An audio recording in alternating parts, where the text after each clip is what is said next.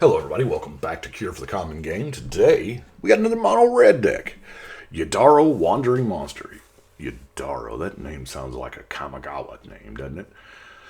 8/8 Dinosaur Turtle, Trample Haste, and its abilities are useless for this deck. Kind of one of those legends that they did not build for Commander, obviously, because you can't cycle from the command zone. I expect that we'll get that, though. What is that? What would that be called? Commander cycling? Yeah, probably not. Anyway, I guess it's there if, I don't know. But my focus was a 8/8 Dinosaur Turtle for 7 mana. So 8/8 Trample Haste for 7. That's pretty good. So let's get into it. First off, it's 7 mana, so we have got to cast this giant turtle. I like turtles. So, we have quite a few rocks here. Of course, we're going to start with Soul Ring. Walking Atlas is going to help us drop lands. Alloy Mirror, to get the red mana. Prismatic Lens, Fire Diamond, Bonder's Ornament, because that kind of doubles as card draw anyway. Seer's Lantern. Otepec Huntmaster. Technically it's kind of ramp, because our commander's a dinosaur. Kind of, sort of, maybe. Anyway. Heraldic Banner. Urgolem's Eye. Opaline Unicorn. Kozilek's Channeler. Reaching deep here.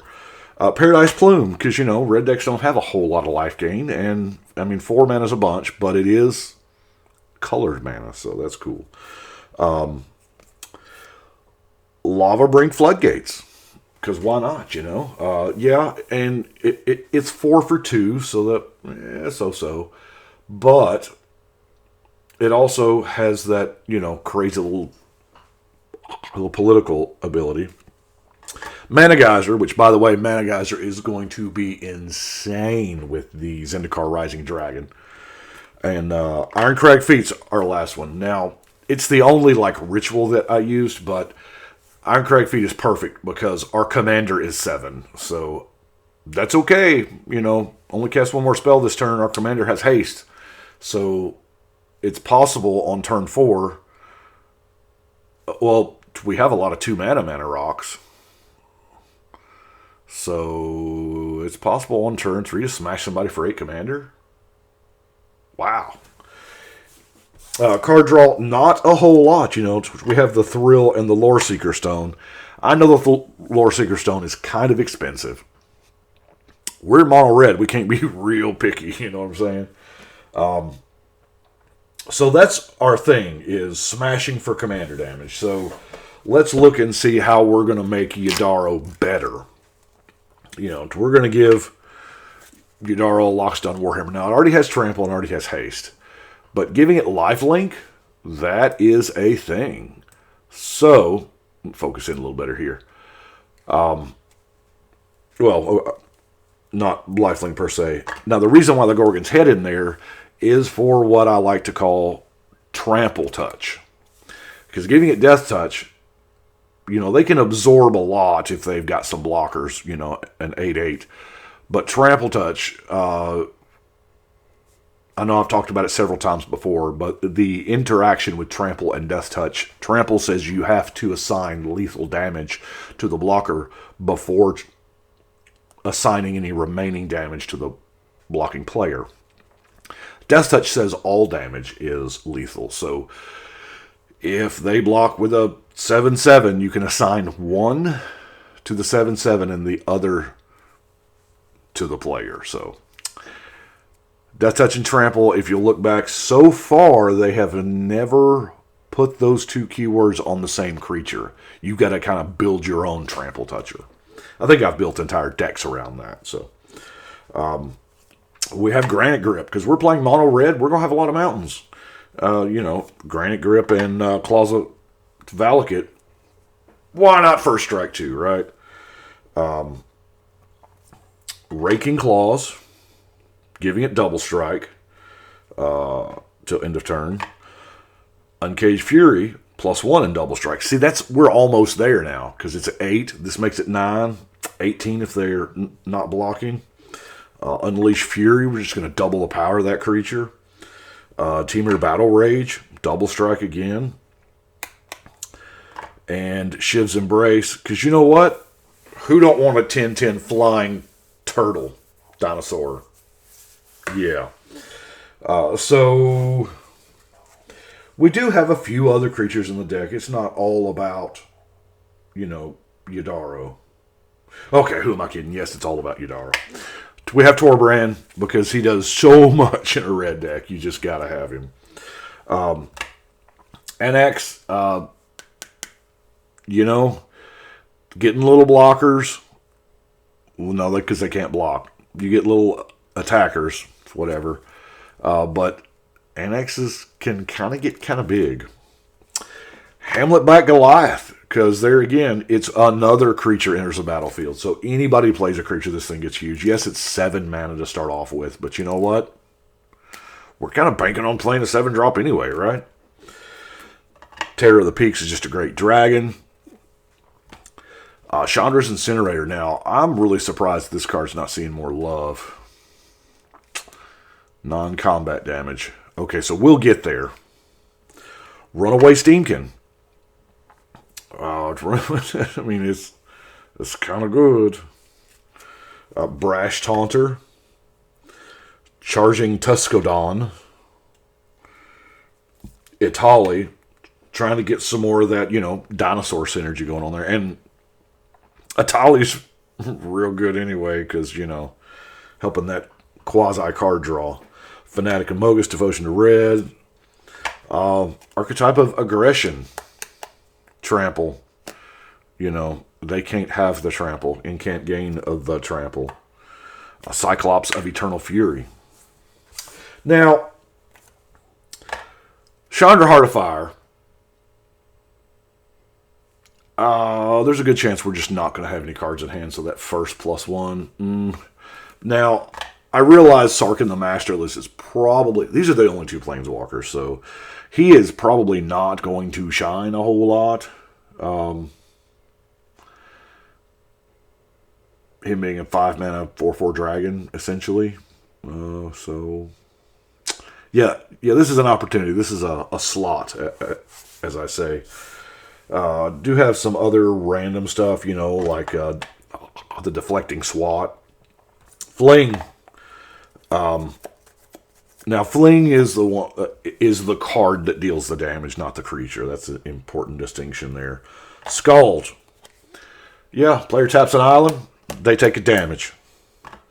And then Sudden Impact, because we've always got that player that loves to draw cards. So now let's get to some removal. Now, most of this removal is damage-based, We have the Hammer of Bogarden. We have Chain Lightning. No, I don't have a Lightning Bolt because I'm out of Lightning Bolts. I never thought I'd say those words. Pyrohemia. Y'all remember that Brash Taunter? Yep. And also, this does a good job of clearing the little weenies, the fairies, the elves, the humans out of the way. So our dinosaur can get through. So does Pyroclasm, Chaos Warp is just good all-purpose removal. We have, burn stuff, Blaze, Devil's Play, Incinerate, Magma Jet, Comet Storm, Starstorm. Now, Pufferosa's Intervention, that's a bunch. Shiny Impetus. It's I classify the Impetus as removal because, it's not a problem for me anymore. Barring some enchantment removal. The Mox Monkey, Gorilla Shaman. Really love Gorilla Shaman. It does... I don't think it gets a lot of love because, artifacts are extremely, extremely popular. Heck, there's a bunch in this deck. But it's also really good with Magus of Lattice, just saying. Meteor Golem's just all around good, Destroy target non-land permanent. That's that's the thing. Now these next two are a little on the questionable side. I don't know if how you feel about destroying all lands of a certain type. Now, yes, they're in here, and no, you do not have to cast them, but there are times, and I love the fact that Boil's an instant, because Boil is the ultimate response to a Cyclonic Rift. Because you can keep... okay, just my personal opinion here. I can keep Boil in my hand, and yes, there's a certain feel bad if you do it. But if I get rifted, my feel bad is erased. They're playing with Rift. I have no problem boiling. And flash fires. Yeah, I know it's bad to kick the color that's already down, but there are times when Emiria's got that, Angel Legion on lock, and it's, wow, yeah. So, let's look at our non-basics. Not a whole lot, because we are in mono red, We have the cycling lands in the Desert of the Fervent and the Forgotten Cave. Tearing Peaks, that's in there strictly for the +2. Puts Yidaro up to 10. Scavenger Grounds. Graveyards are a thing. Rogue's Passage, if we're relying on commander damage, that Rogue's Passage has got to be in there. Spine Rock Knoll, I figured, why not? Opponent was dealt 7 or more damage. That will probably happen. And then Myriad Landscape. So, that is Yidaro.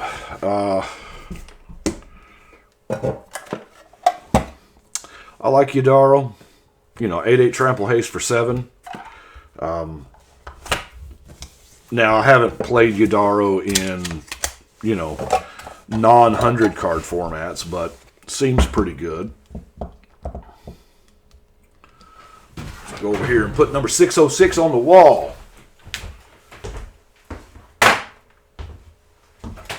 It's actually probably one of the mono red decks I'm looking forward to playing more than normal.